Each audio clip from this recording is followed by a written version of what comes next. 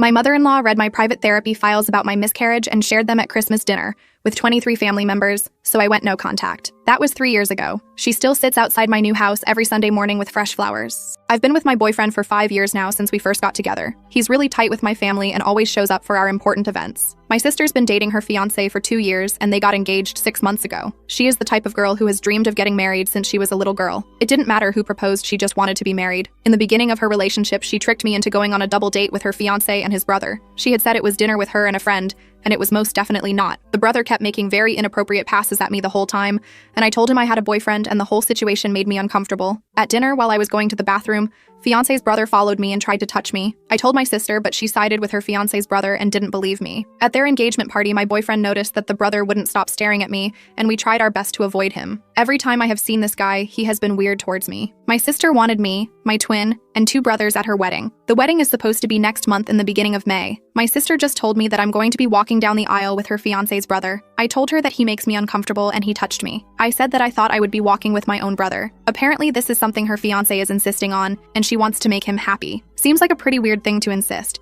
and I know it's some scheme between the 2 brothers. My other siblings also thought it was weird and voiced their objections to our sister. She got upset and said this is her wedding and she'll do what she wants. I told my boyfriend this and he was upset for me. He's confident enough in himself that he knows this guy would never be competition, but he knows how uncomfortable I am with the situation. The other day we had family dinner at my mom's house. I took this as an opportunity to bring up the aisle situation with my mother around. I refrained from mentioning the touching as that was a while ago. Besides, I have already told my sister and hinted at it to my parents, but nothing was ever done. I just talked about the aisle situation. My sister got extremely upset and started crying, saying I was trying to ruin her marriage. I was so confused, as was everyone else, and tried to explain that he makes me and my boyfriend extremely uncomfortable. She then said that I can't bring my boyfriend to her wedding anymore, and if I do, then I'm no longer a bridesmaid. She gave no reason as to why I can't bring him, and my siblings were just as upset considering they like my boyfriend a lot better than my sister's fiancé. I thought I would give her a few days to calm down and rethink, but she has not changed her mind. My 19-year-old brother's girlfriend is still invited to the wedding. My boyfriend is an incredible guy and has been nothing but kind and generous to my sister. His feelings are hurt, but he still wants me to go to the wedding. I think my sister is being an unreasonable a-hole, and I will be pretty mad off at the wedding if my life partner is not there with me. I don't know what to do, and my family is no help either. My twin brother Caleb pulled me aside after dinner. He grabbed my shoulders and looked me straight in the eyes. "Clara, this is insane. You know that, right?" His hands were shaking slightly. "The way Hazel just exploded like that? Something's not right here." I nodded, wiping tears from my face with the back of my hand. My mother was still in the kitchen, deliberately clanging dishes louder than necessary. She always did that when she wanted to avoid confrontation. My father had already retreated to his study, mumbling something about needing to check emails. Matthew, my youngest brother, kicked at the dining room chair. "This is such bullshit. My girlfriend Gabrielle is still invited, but Dylan can't come? He's been around way longer than her fiancé." He shoved his hands in his pockets. "I'm calling Hazel out on this." "Don't," I said quickly. "It'll just make things worse." But Matthew was already pulling out his phone. I watched him type furiously. His jaw clenched. Within seconds, his phone buzzed. His face darkened as he read the response. "She says it's different because I'm in the wedding party and you're just a bridesmaid." He threw his phone on the table. "Like that makes any sense." Caleb paced back and forth across the dining room. "We need to talk to her together. All 3 of us. Make her see reason." I shook my head. "You didn't see her face when I brought it up." She looked at me like I was her enemy. My voice cracked. "All I said was that Brett makes me uncomfortable." "Brett?" Caleb spat out the name. "That's his name? The creep who won't leave you alone?" I hadn't meant to say his name, but it slipped out. I sank into a chair, my legs suddenly weak. At the engagement party, he kept finding excuses to stand near me. Dylan noticed before I did. We spent half the night dodging him. Matthew slammed his fist on the table. "And now Hazel wants you to walk arm in arm with him, while your actual boyfriend sits at home?" My mother finally emerged from the kitchen, dish towel in hand. She wouldn't meet my eyes. "Maybe you should just do what your sister asks, Clara. It's only one day." "Mom!" Caleb whirled on her. "Are you serious right now?" She twisted the dish towel between her hands. "I just don't want to see the family torn apart over this." "The family is already being torn apart," Matthew said, "by Hazel and her insane demands." My phone buzzed. Dylan's name appeared on the screen. I answered immediately, needing to hear his voice. "Hey," he said softly. "How did it go?" "Terribly." I walked out onto the back porch for privacy. "She banned you from the wedding." Silence stretched between us. I could hear him breathing, processing this information. Finally, he spoke. "Because you don't want to walk with that guy?" "Because I dared to mention it in front of our mother." I sat on the porch steps, pulling my knees to my chest. "Dylan, I'm so sorry. This is so unfair to you. Stop apologizing. This isn't your fault." His voice was steady, but I could hear the hurt underneath. 5 years together, and I'm suddenly not welcome at your sister's wedding because you want to protect yourself from a predator. The word hung in the air between us. Predator. Neither of us had said it out loud before, but we both knew that's what Brett was. I don't know what to do, I admitted. Part of me wants to skip the whole thing, but then I'll be the sister who ruined Hazel's wedding. You wouldn't be ruining anything. She's doing that all on her own. Dylan paused. But I know how much your family means to you. If you need to go, I'll understand. Without you, walk down that aisle with Brett while you're sitting at home? My voice rose. That's not happening. Then don't go, he said simply. Clara, you've spent your whole life trying to keep peace in your family. Maybe it's time to choose yourself. After we hung up, I sat on the porch until the sun started setting. Caleb found me there, bringing a blanket and 2 cups of tea. I called Hazel, he said, sitting beside me. Tried to talk sense into her. And she hung up on me. He handed me a mug, but not before saying some pretty nasty things about you trying to steal attention from her special day. I laughed bitterly. By not wanting to be groped by her future brother-in-law? Caleb's face darkened. Is that what happened? He actually touched you? I stared into my tea, watching the steam rise. 2 years ago, during that double date she tricked me into. He followed me to the bathroom and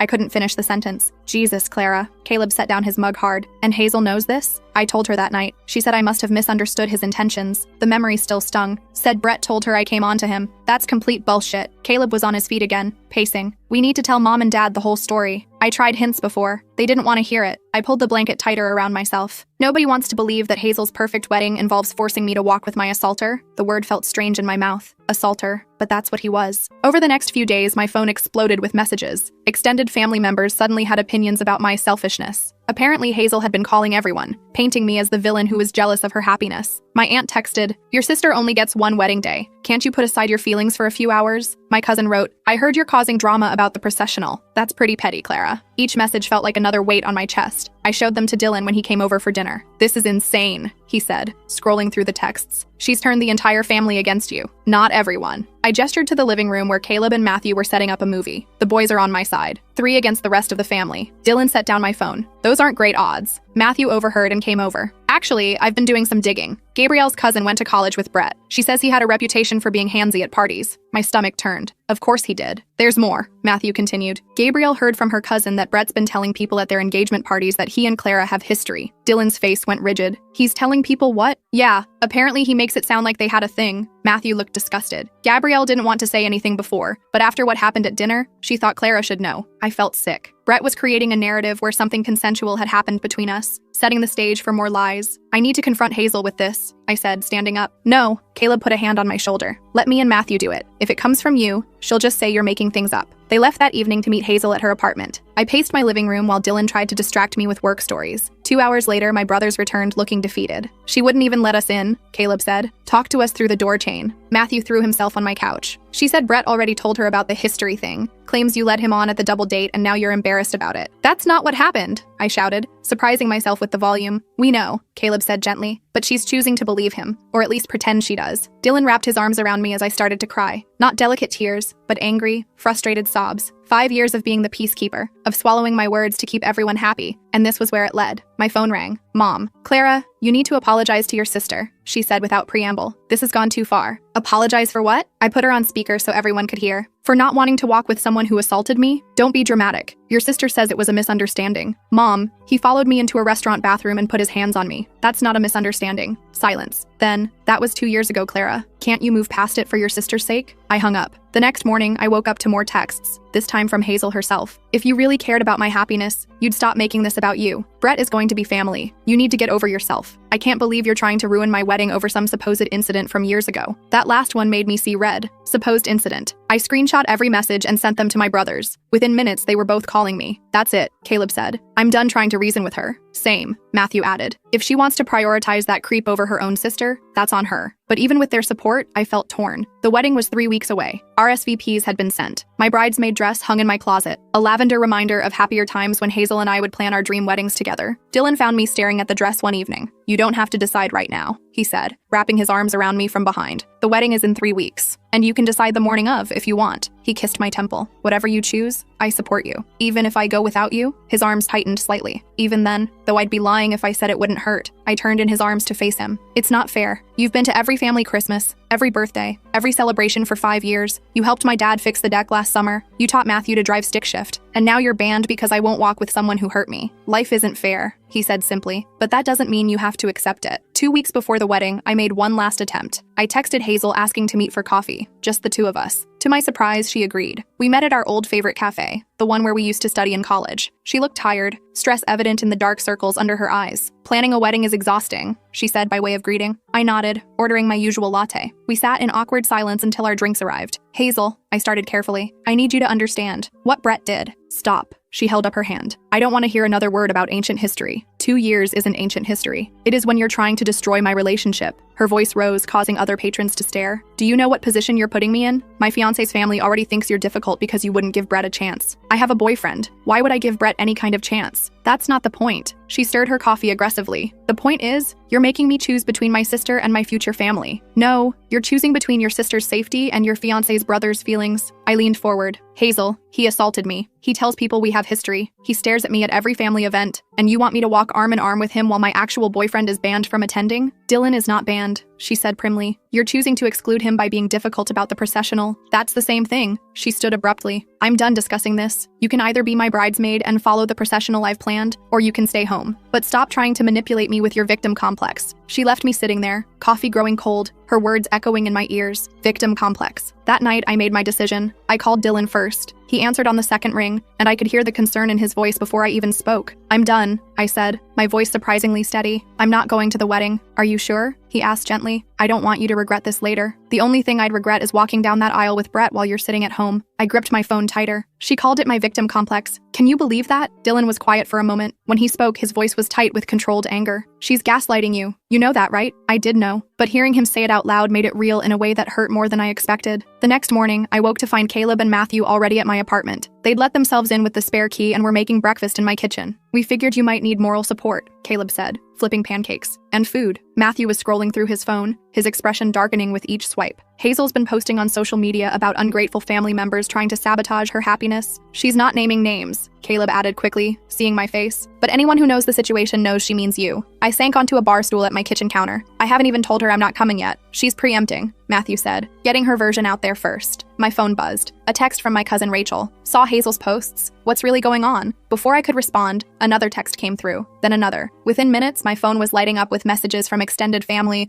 all wanting to know what was happening. Don't respond yet, Caleb advised, sliding a plate of pancakes in front of me. Eat first, then we'll figure out a strategy. But I couldn't eat. My stomach was in knots. 5 years of carefully maintaining family harmony, and it was all crumbling because I refused to be paired with my assaulter. That afternoon, my father finally called. I'd been wondering when he'd break his silence. Your mother is very upset, he began, which told me everything I needed to know about where this conversation was headed. I'm upset too, Dad. He sighed heavily. Clara, I know this situation isn't ideal, but sometimes we have to make sacrifices for family. Sacrifices? I couldn't keep the disbelief out of my voice. Dad, Brett sexually assaulted me. He followed me into a bathroom and put his hands on me. That's not a sacrifice. That's asking me to be okay with abuse. That's a very serious accusation, he said carefully. It's not an accusation. It's what happened. I was pacing now, my free hand clenched into a fist. I told Hazel immediately. I've tried to tell you and Mom. No one wants to hear it. Your sister says you misunderstood. I didn't misunderstand someone following me into a bathroom and grabbing me. The words exploded out of me. I didn't misunderstand him pressing me against a wall. I didn't misunderstand having to physically push him away and lock myself in a stall until he left. Silence on the other end. Then, why didn't you tell us this before? I tried, but every time I brought it up, you and Mom changed the subject or Hazel interrupted to say I was being dramatic. Tears were streaming down my face now. And now she wants me to link arms with him and smile while my boyfriend of 5 years sits at home. Maybe if you just talk to Brett. I hung up on my father. I'd never done that before. My hands were shaking. Caleb, who'd been listening from the couch, was on his feet immediately. That's it. I'm calling Dad myself. Don't, I said weakly. It won't help. But Caleb was already dialing. I listened to his side of the conversation, watched his face go from frustrated to furious. No, Dad, you listen to me, he said, his voice deadly calm. Clara is telling the truth. I've watched Brett at every family event since. The way he looks at her, the way he tries to get close to her, it's predatory. And you're asking her to not only be near him, but to physically touch him in front of everyone she loves. A pause. Then, I don't care if it rocks the boat. Some boats need to be rocked. He hung up and turned to me. Dad says I'm being influenced by your version of events. Matthew threw a pillow across the room in frustration. This is insane. How is everyone taking Hazel's side without even listening to Clara? Because it's easier, I said quietly. It's easier to believe I'm being dramatic than to accept that Hazel is choosing her fiancé's family over her sister's safety. That evening,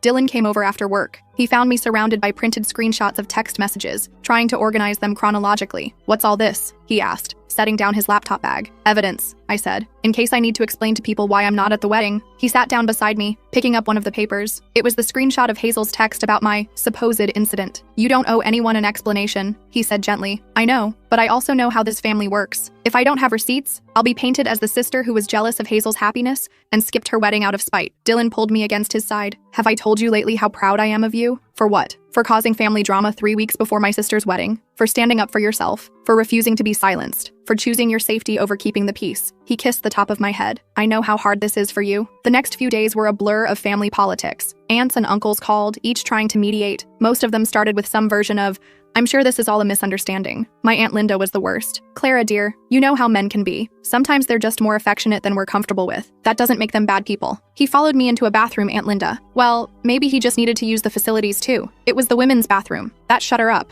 but only for a moment. Still, is it worth missing your sister's wedding over something that happened years ago? I started keeping a tally of how many family members used the phrase "years ago," as if time somehow made assault acceptable. By day 3, I was up to 12. Gabrielle, Matthew's girlfriend, stopped by unexpectedly one afternoon. She looked nervous, fidgeting with her car keys. "I need to tell you something," she said. "About Brett." My stomach dropped. "What about him?" "My cousin, the one who went to college with him. She reached out after Matthew told me what was happening." Gabrielle sat down, still clutching her keys. "She said she didn't tell me everything before. Brett, he had to leave his fraternity junior year. There were multiple complaints from girls at parties." "Complaints about what?" I asked, though I already knew the answer. "Inappropriate touching, following girls who were trying to get away from him. One girl said he cornered her in a bathroom at a frat party." Gabrielle's eyes met mine. "Sound familiar?" I felt sick. "Did anything happen to him?" "The fraternity quietly removed him, but the school didn't take action because no one filed formal reports. The girls were all told it would be he said, she said, and Brett's father apparently donated a lot to the school." "Of course he did." I laughed bitterly. "Let me guess. His family has money?" Gabrielle nodded. "Old money. The kind that makes problems go away." After she left, I sat with this new information. Brett wasn't just a creep who'd targeted me.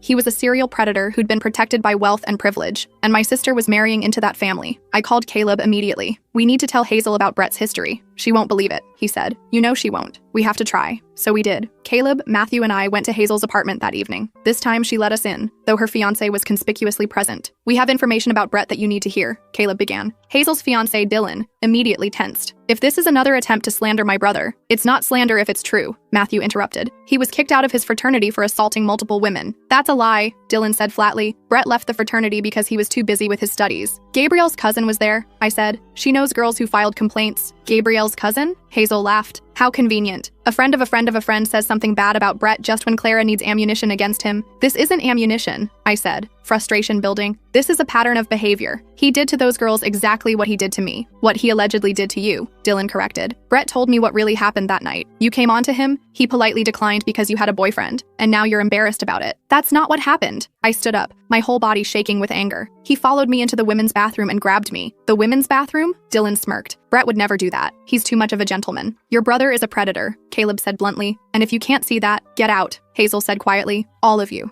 Get out of my home." "Hazel, please." I tried one more time. "I'm your sister. Why would I lie about this?" She looked me straight in the eye. "Because you've always been jealous of me. I'm younger, but I'm getting married first. I found someone who wants to build a life with me, while you're still just dating after 5 years." The words hit me like a physical blow. "You think I'm making up sexual assault because I'm jealous that you're getting married? I think you're making a big deal out of nothing because you can't stand that my wedding isn't about you." She opened her apartment door. "Leave, and don't contact me again unless it's to apologize." We left in stunned silence. In the elevator, Matthew punched the wall, leaving a small dent. "She's lost her mind," he said. "Completely lost it. She's in too deep," Caleb said quietly. "She's chosen her side, and now she has to defend it no matter what." That night, I couldn't sleep. I kept replaying Hazel's words, jealous, making it about me. Dylan held me as I cried, not saying anything, just being there. The next morning, I woke to find my mother in my living room. Dylan had let her in on his way to work. "We need to talk," she said. I made coffee, mostly to have something to do with my hands. When I sat down across from her, I noticed she looked older somehow, tired. "Your father told me what you said, about the bathroom." I waited, not trusting myself to speak. "Why didn't you tell me?" she asked. And for the first time, she sounded like she actually wanted to know. "I tried, Mom, but every time I brought up Brett making me uncomfortable, you or Dad would change the subject, or Hazel would interrupt, or you'd tell me not to cause drama." She was quiet for a long moment. "I suppose we did do that." "You suppose? I just wanted everyone to get along," she said weakly. "I thought if we didn't make a big deal out of it, it would go away." "It doesn't go away, Mom. Brett didn't go away. He kept staring, kept trying to get close to me, and now Hazel wants me to walk with him. And when I said no, she banned Dylan from the wedding. She's under a lot of stress with the wedding planning." "Stop." I held up my hand. Stop making excuses for her. She knows what Brett did. She's choosing not to believe me. That's not stress. That's a choice. My mother twisted her wedding ring around her finger, a nervous habit I'd inherited. So you're really not going to the wedding? Would you go? If Dad was banned because you wouldn't walk with someone who assaulted you, would you go? She didn't answer, which was answer enough. After she left, I felt drained, but also, strangely, clearer than I'd felt in weeks. The lines were drawn. I knew where everyone stood. Over the next week, the family divide deepened. Cousins chose sides. Aunts and uncles whispered at family gatherings I no longer attended. Hazel continued her social media campaign, posting about toxic family members and the importance of cutting out negativity. Rachel, my cousin who texted earlier, came to see me. She was one of the few family members who hadn't taken a side yet. I need to hear your version, she said simply. So I told her everything. The double date setup, the bathroom assault, Brett staring at every family event, the engagement party where Dylan and I spent the night avoiding him, Hazel's ultimatum, all of it. When I finished, Rachel was crying. Clara, I'm so sorry. I had no idea. No one wants to have any idea, I said. It's easier to believe I'm being difficult. I believe you, she said firmly. And I'm not going to the wedding either. Rachel, no, you don't have to. Yes, I do. I have a daughter, Clara. She's only 3 now, but someday she'll be a young woman. How can I go to a wedding that celebrates silencing assault victims? What message does that send? Her support meant more than I could express, but it also caused more family drama. When Hazel found out Rachel was boycotting the wedding, she called me screaming. You're turning the whole family against me, she sobbed into the phone. This is supposed to be the happiest day of my life, and you're ruining it. I'm not doing anything, I said, trying to stay calm. I told Rachel the truth when she asked. She made her own decision. The truth? Your version of the truth, you mean? Brett's a good guy. Dylan says, Dylan is his brother. Of course he's going to defend him. And you're my sister. You're supposed to defend me. I tried to, Hazel. I tried to protect you by telling you what kind of person Brett is. You chose not to listen. She hung up on me. 2 weeks before the wedding, things escalated further. Dylan started calling Dylan at work, leaving messages about how I was ruining their family. He actually said I should control my girlfriend better, Dylan told me, showing me the text messages. Like your property I'm supposed to manage. I'm so sorry you're getting dragged into this, I said. Hey, he cupped my face in his hands. We're a team. Your battles are my battles. Though I have to say, your future brother-in-law seems like a real piece of work. Apple doesn't fall far from the tree, apparently. Dylan's jaw tightened. Has Brett tried to contact you? No, thank God. Though Matthew said he saw him at the gym yesterday. Brett made some comment about looking forward to the wedding. That's it. Dylan pulled out his phone. I'm calling Dylan back. This needs to stop.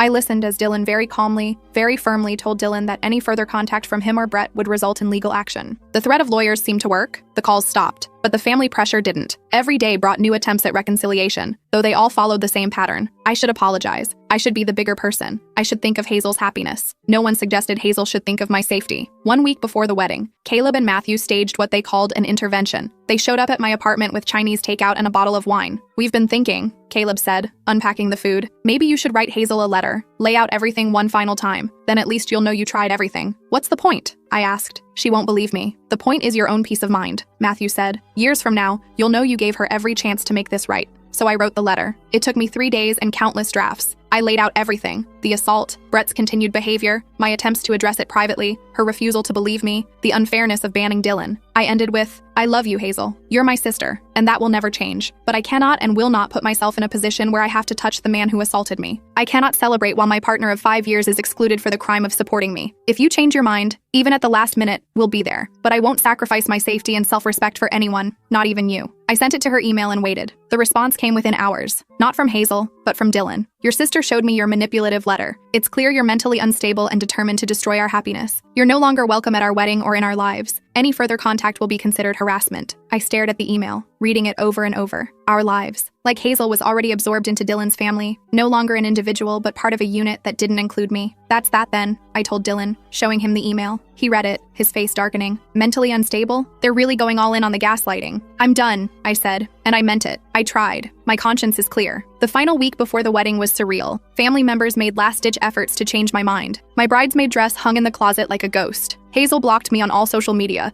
but I heard from Caleb that she was posting happy wedding prep photos like nothing was wrong. 3 days before the wedding, my dad made one final attempt. He came to my apartment alone, looking uncomfortable. Your mother doesn't know I'm here, he began. Okay, I've been thinking about what you said, about the bathroom. He couldn't meet my eyes. I believe you, Clara. The words should have meant something, but they came too late. But you still think I should go to the wedding? He sighed. I think sometimes families have to work around difficult people. We don't have to like everyone, but we show up. Brett isn't difficult, Dad. He's dangerous, and Hazel is choosing him over me. She's choosing her fiancé's family. It's not the same thing. It's exactly the same thing. I was too tired to be angry anymore. Dad, what would you do if someone hurt Mom? Would you just work around them? He didn't answer, but his silence spoke volumes. After he left, I sat in my apartment, looking at the family photos on my wall, Hazel and me at Christmas last year, laughing at something Caleb had said, the 5 of us siblings at our parents' anniversary party, Dylan and me with my whole family at Thanksgiving. Those moments felt like they belonged to a different lifetime now. The night before the wedding, I couldn't settle. Dylan suggested we go out, do something to take my mind off things. But everywhere we went, I wondered what was happening at the rehearsal dinner I wasn't attending. She made her choice, Dylan reminded me gently as we walked through the park. You can't save someone who doesn't want to be saved. I know, it just hurts. I know it does. He squeezed my hand. But I'm proud of you for choosing yourself. As we walked, my phone buzzed. A text from Matthew. Rehearsal was weird without you. Hazel had one of Dylan's cousins stand in as bridesmaid. Mom cried. Dad looked miserable. Brett made jokes about you being too sensitive to handle wedding duties. I turned off my phone. Tomorrow, while Hazel walked down the aisle, I'd be anywhere but there. And for the first time since this whole mess started, I felt certain I was making the right choice. The morning of the wedding arrived gray and drizzly, which felt appropriate. I woke up early, my body apparently not getting the memo that I didn't need to be anywhere. Dylan was already awake, making coffee in the kitchen. How are you feeling? Strange, I admitted. Like I should be somewhere else. You are exactly where you should be, he said firmly, handing me a mug. My phone started buzzing at 7 a.m., texts from extended family asking if I'd changed my mind, if I was coming, if there was still time to fix this. I turned it off without responding. Caleb and Matthew came over around 10, dressed in their groomsmen attire. They looked handsome, but uncomfortable. We wanted to see you before we went, Caleb said. Make sure you're okay. I'm okay, I said, and mostly meant it. You two look good. Feel like traitors, Matthew muttered, tugging at his tie. You're not traitors. You're brothers trying to support both sisters in an impossible situation. I hugged them both. Go, try to have fun. They left reluctantly, and the apartment felt too quiet. Dylan suggested we go somewhere, anywhere, but I couldn't seem to move from the couch. I keep thinking about when we were kids, I said. Hazel and I used to plan our weddings together. We'd be each other's maids of honor. Our kids would grow up together. We had it all figured out. Life rarely goes according to our childhood plans, Dylan said gently. I know. I just never imagined it would go this wrong. Around noon, when I knew the ceremony would be starting, I finally broke down. Dylan held me as I sobbed, grieving not just for the wedding I was missing,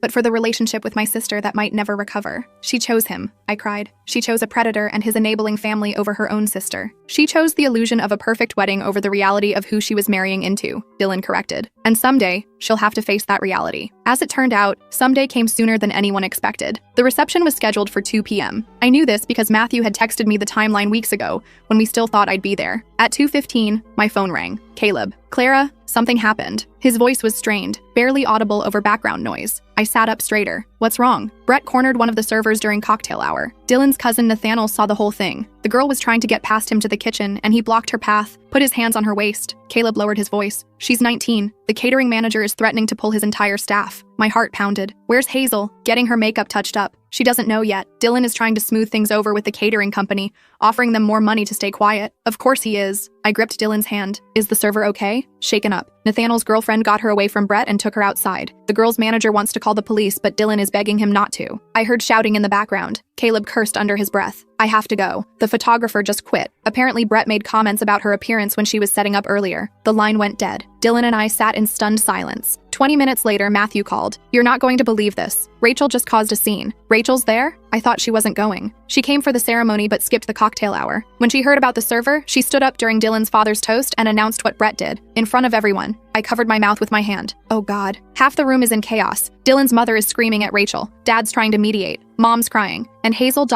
Matthew paused. Hazel slapped Rachel. She what? Slapped her. Right there in front of 200 guests. Then she grabbed the microphone and said anyone who believed Rachel's lies could leave. My phone beeped. Another call coming through. Matthew, Caleb's calling. I'll call you back. I switched over. Caleb was breathing hard. Clara, it's getting worse. 3 of Dylan's fraternity brothers just confronted Brett about the server. Turns out they knew about his history at college. One of them, Max Sebastian, said he's been waiting years to call Brett out publicly. Where's security? There is no security. Hazel thought it was an unnecessary expense. He laughed bitterly. The venue manager is threatening to shut the whole thing down. Guests are leaving in droves. I heard a crash in the background. What was that? Brett just shoved Max Sebastian into the gift table. Matthew's trying to break it up. I have to go help. The next hour was a blur of fragmented updates. Rachel sent photos of the chaos, overturned chairs, scattered centerpieces, Hazel's mascara running down her face as she screamed at departing guests. The catering staff had walked out. The DJ was packing up his equipment. At 4 p.m., my father called. His voice was hollow. The wedding's over. The venue kicked everyone out. Dad, I'm so sorry. Are you? He sounded genuinely curious, not accusatory. Because I'm starting to think you're the only one who saw this coming. Where's Hazel? Dylan took her back to their hotel. She's not handling it well. Your mother went with them. He sighed. Clara, I owe you an apology. When Max Sebastian told us about Brett's college history, when that young server was crying, I kept thinking about you in that bathroom 2 years ago. It's too late for apologies, Dad. I know. I just needed to say it. After we hung up, I sat with Dylan on our couch, processing everything. My phone continued buzzing with messages from family members who'd witnessed the disaster. Each account added new details. Brett had apparently propositioned 2 more women during the reception. Dylan had tried to physically prevent guests from leaving. Hazel had torn her dress trying to chase after Rachel. That evening, Caleb and Matthew came over, still in their disheveled groomsmen attire. They looked exhausted. It was worse than we could tell you on the phone, Caleb said, collapsing onto my couch. After the venue kicked us out, Brett tried to follow that server to her car. Her manager had to physically restrain him while she drove away. Is she pressing charges? Dylan asked. Her manager wants her to, but she's scared. Brett's family has money, good lawyers. Matthew loosened his tie. Same old story. What about Hazel? The brothers exchanged glances. She's in denial, Caleb said finally, blaming everyone but Brett. Says Rachel ruined her wedding, the server was overreacting, the photographer was too sensitive. Dylan is enabling it, Matthew added. He's already spinning it as a misunderstanding that got blown out of proportion. My phone rang, an unknown number. I almost didn't answer, but something made me pick up. Is this Clara? A young woman's voice, nervous and uncertain. Yes. Who's this? I'm Gabrielle. I was the server at your sister's wedding today. Your cousin Rachel gave me your number. I hope that's okay. Of course. Are you all right? I'm trying to be. Her voice shook. I wanted to thank you. Rachel told me about what happened to you, why you weren't there. It helped to know I wasn't alone, that someone else understood. I'm so sorry this happened to you. My manager wants me to file a police report, but I'm scared. Brett's brother already called the catering company, threatening to sue for defamation if I say anything publicly. That's witness intimidation, Dylan said, loud enough for her to hear. That's illegal. Who's that? Gabrielle asked. My boyfriend. He's right. They can't threaten you for telling the truth. Would you? She hesitated. Would you come with me? To file the report? I know we don't know each other, but Rachel said you'd understand. I looked at Dylan, who nodded immediately. Of course. When? Tomorrow morning? The officer said 9 a.m. We'll be there. After she hung up, I sat back, feeling the weight of the day. My sister's wedding had imploded exactly as I'd feared, but worse than I'd imagined. And now another young woman was dealing with Brett's predatory behavior. You did the right thing, Dylan said, reading my expression. Not going today. I know. It just doesn't feel like winning. It's not about winning, Caleb said. It's about protecting yourself. The next morning, Dylan and I met Gabrielle at the police station. She was younger than I'd expected, maybe 20, with nervous hands that wouldn't stop shaking. Her manager, an older man named Nathaniel, came with her. Brett's lawyer already called me 3 times, Nathaniel told us while Gabrielle was giving her statement, offering money, threatening lawsuits. But I've been in this business 30 years. I'm not letting another creep get away with hurting one of my staff. The officer taking the report was thorough, asking detailed questions about the incident. When Gabrielle mentioned that other witnesses saw Brett corner her,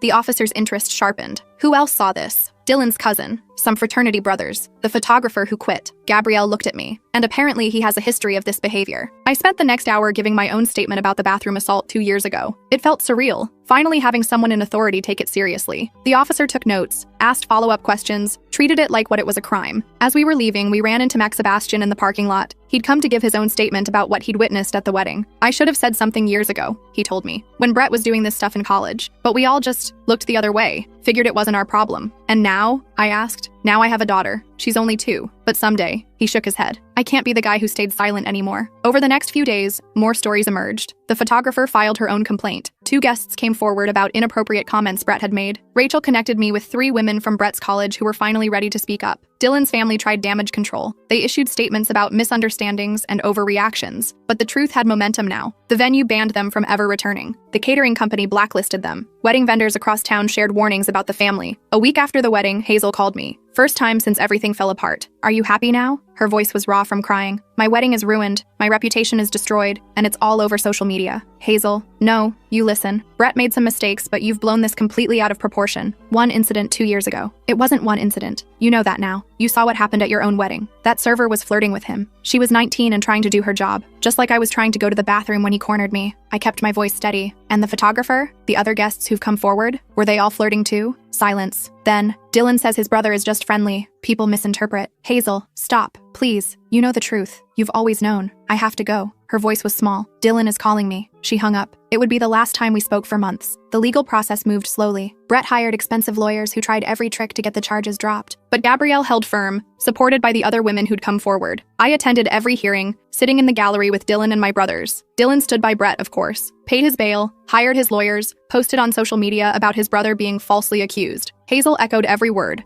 attacking anyone who dared speak against her brother-in-law. 3 months later, on a Tuesday afternoon, I was at work when Caleb called. Hazel left Dylan. I nearly dropped my phone. What? She showed up at Mom and Dad's an hour ago with 2 suitcases. Won't say what happened, but she's been crying nonstop. Did she say anything about— No, nothing about you or the wedding or any of it. She just keeps saying she needs to stay there for a while. I wanted to feel vindicated, but mostly I felt sad. Is she okay? Physically, yes. Emotionally, I don't think she's been okay for a while. That evening, my mother called. I know you and Hazel aren't speaking, but I thought you should know she's home. Caleb told me. Clara. She paused, choosing her words carefully. She found messages on Dylan's phone. He's been covering for Brett for years, paying off women, threatening witnesses. She found receipts for payments to 3 different women from before they even met. So she finally believes Brett's a predator? She found photos. Brett had taken pictures of women without their consent, including ... My mother's voice broke. Including one of you from the engagement party. You didn't even know he was taking it. I sank onto my bed, feeling sick. He had photos of me. Dylan had been keeping them on his phone, as insurance apparently, in case you ever went public with the assault. Oh God, there's more. Hazel found messages between the brothers from right after your wedding confrontation. Brett was bragging about how he'd finally get to touch you during the processional. Dylan was encouraging him. I couldn't speak. Dylan took the phone from my hand, talking quietly with my mother while I processed this information. My sister's fiancé and his brother had been planning— What? What would have happened if I'd walked down that aisle with Brett? 2 days later, a letter arrived. Hazel's handwriting. Clara, I don't know how to start this. I'm sorry feels inadequate. I knew feels too painful to write, but both are true. I'm sorry. I knew. I knew when you told me about the bathroom. I knew at every family event when Brett watched you. I knew when I demanded you walk with him. I knew, and I chose my fairy tale over my sister. Dylan showed me the photos Brett took of you, laughed about them, said it proved you wanted the attention. That's when I finally saw what I'd been refusing to see. What you tried to tell me. What everyone tried to tell me. I'm not asking for forgiveness. I don't deserve it. I just needed you to know that I know now. I've always known. I was just too much of a coward to admit it. I'm getting a divorce. I'm in therapy. I'm trying to understand how I became someone who would sacrifice my sister for a wedding. You were right about everything. I'm so sorry I didn't listen. Hazel. I read the letter 3 times before showing it to Dylan. He held me while I cried. Not happy tears or sad tears, just tears of release. Are you going to respond? He asked. Not yet. Maybe not ever. I don't know. Whatever you decide, I'm here. The next few months passed in a blur of legal proceedings and family dynamics. Brett eventually pled guilty to lesser charges to avoid trial. 6 months probation, mandatory counseling, and a restraining order keeping him away from Gabrielle and me. Not enough, but something. Dylan divorced Hazel when she refused to support Brett anymore. He tried to make her pay for the canceled wedding, but her lawyer shut that down quickly. Turns out Hazel had kept receipts too of every threat, every payoff, every cover-up the brothers had orchestrated. I didn't reach out to Hazel during this time. Neither did she, beyond that one letter. We existed in parallel orbits, both healing separately from the trauma of that relationship. It was Caleb who finally broke the stalemate, 8 months after the wedding. She asks about you, he said during one of our regular dinners. Every time I see her. What does she want to know? If you're okay, if you're happy, if you'll ever forgive her. I don't know if I can, I admitted. She knew Brett assaulted me and still tried to force me to touch him. How do you forgive that? You don't have to, Dylan said. Forgiveness isn't mandatory. But as more time passed, I found myself thinking about Hazel differently. Not with anger, but with pity. She'd been so desperate for her fairy tale wedding that she'd sacrificed everything real for something fake. She'd lost her sister, divided her family, and married a man who helped his brother prey on women. A year after the wedding, I finally responded to her letter. Just one line. I'm glad you're getting help. She didn't write back, but Caleb told me she cried when she read it. Life moved forward. Dylan and I got engaged. A quiet proposal at home. No grand gestures needed. We planned a small wedding with just close family and friends. No big bridal parties, no forced pairings, no drama. When it came time to mail invitations, I stared at Hazel's name on my list for a long time. Dylan found me there, pen hovering over the envelope. You don't have to invite her, he said. No one would blame you. I know. I set down the pen. I'm not ready. Maybe I'll never be ready. That's okay too. We got married 6 months later in a small ceremony in my parents' backyard. Caleb was Dylan's best man. Matthew walked me down the aisle. My parents cried. Rachel gave a beautiful reading about choosing love over fear. Hazel wasn't there, but she sent a card. Wishing you all the happiness I almost stole from you. May your marriage be built on truth, not fairy tales. With love and regret, Hazel. I kept the card, but didn't respond. Some bridges, once burned, can't be rebuilt. But maybe that's okay. Maybe the lesson isn't about forgiveness or reconciliation. Maybe it's about learning to choose yourself, even when it costs you everything. Maybe especially then.